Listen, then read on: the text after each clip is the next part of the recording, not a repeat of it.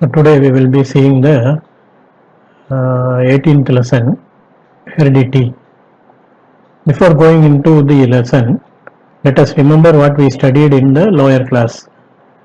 Have you remember the structure of nucleus? So if you remember, just I will tell you what nucleus is having. A nucleus will have nucleoplasm,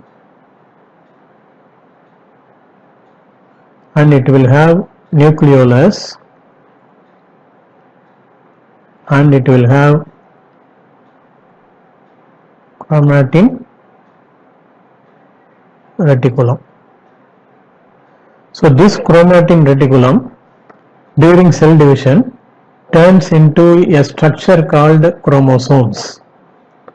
So these chromosomes, we will be later studying the structure of chromosome and DNA and all.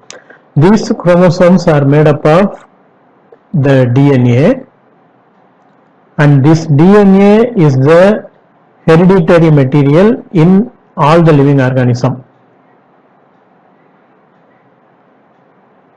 Hereditary material in all the living organisms, this DNA is a hereditary material. So what it does, what the DNA does is that it is doing the transmission of characters from one generation to the other generation. So this phenomenon of transmission of characters from one generation to the next generation, we call it as a heredity. So what is heredity is, it is the transmission of characters from one generation to the next generation. So even after the transfer of characters, we can find some differences existing between the individuals. The differences existing between the individuals of the same species, we call it as a variation. So what is variation is the differences between the offsprings of the same species, we call it as the variation. So what this genetics means,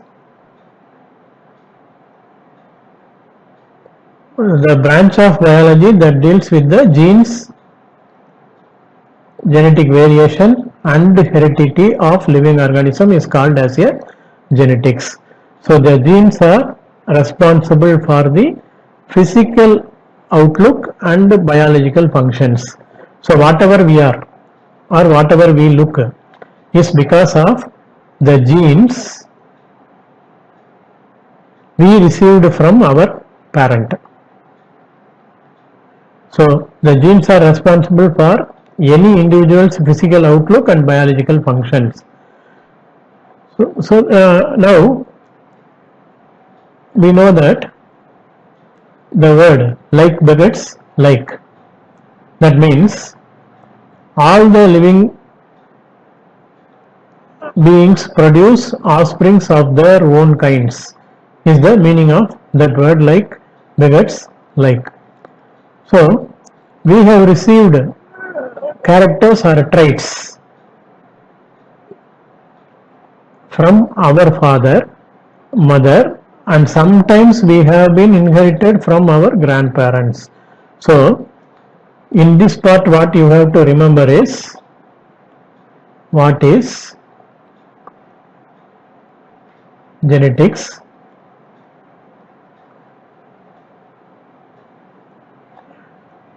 heredity,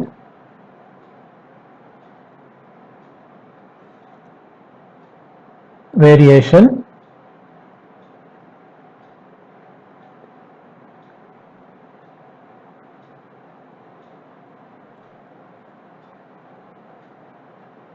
genes. All these things in this paragraph, please kindly note and study well. So we will continue. So we are going to see an important man's contribution towards heredity. So he is Gregor Johann Mendel. He is called as father of genetics.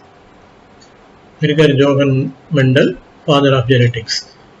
So he has contributed much to the field of heredity. Mendel, that is 1822 to 1884.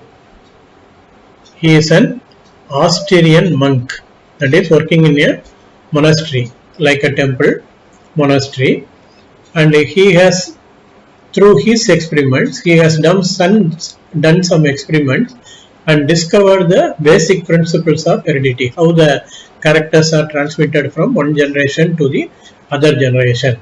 So because of his experiments, the foundation was laid for modern genetics, we can say. So he was born on 1822, a farmer's family called as Silesian of Czechoslovakia.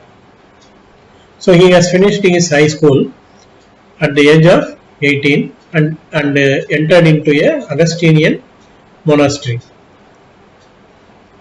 It is at Brunn.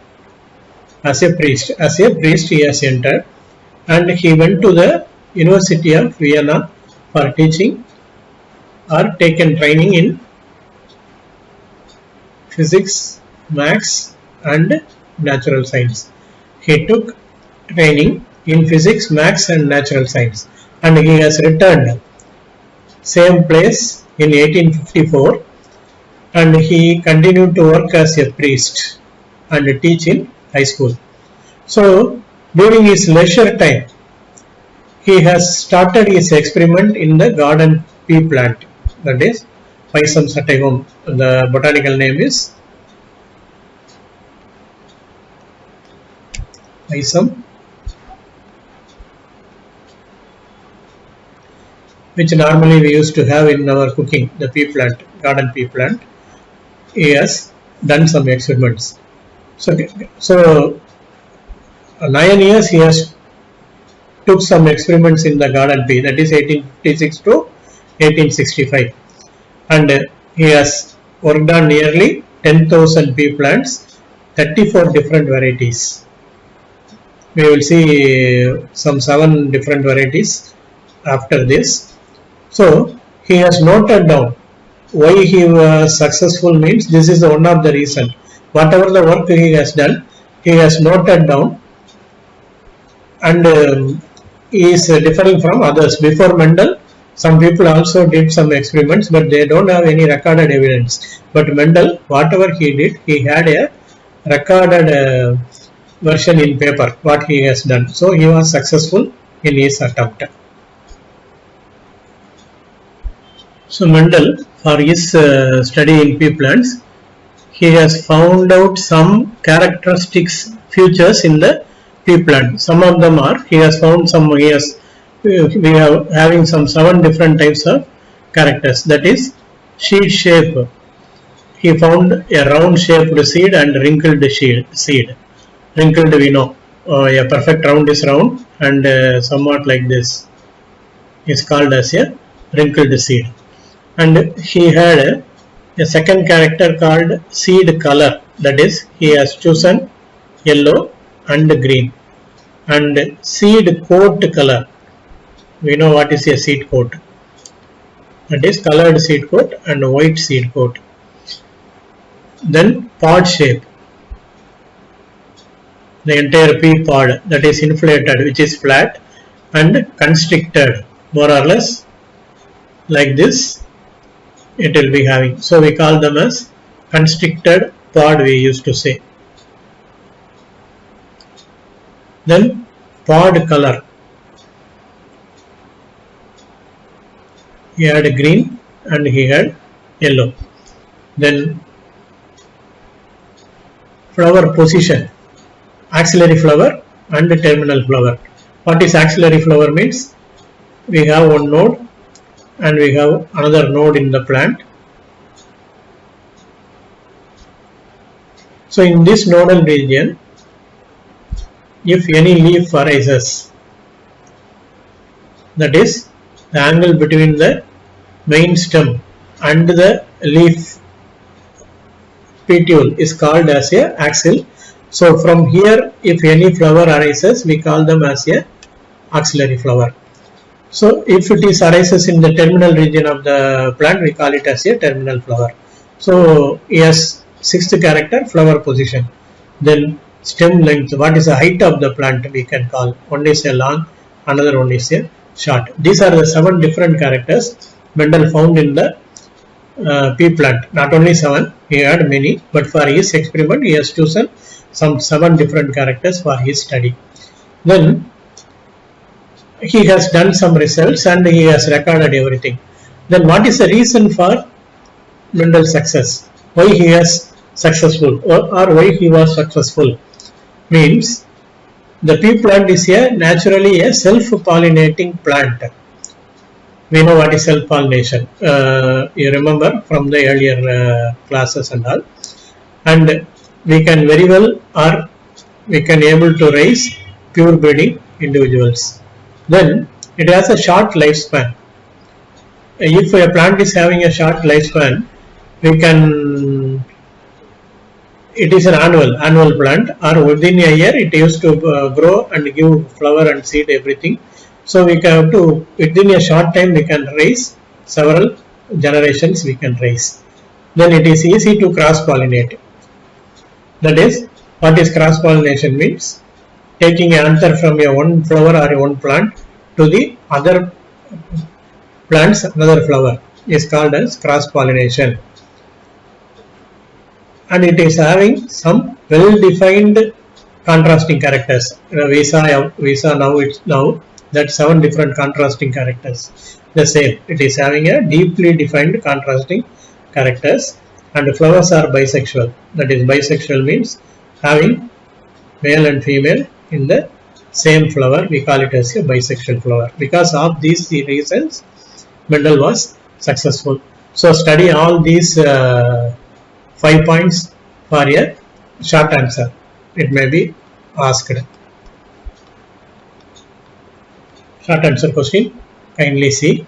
Then see this tabular column, all the 7 different characters and all you find out. Separately it can be asked, it can be, or it can be asked as a short answer also.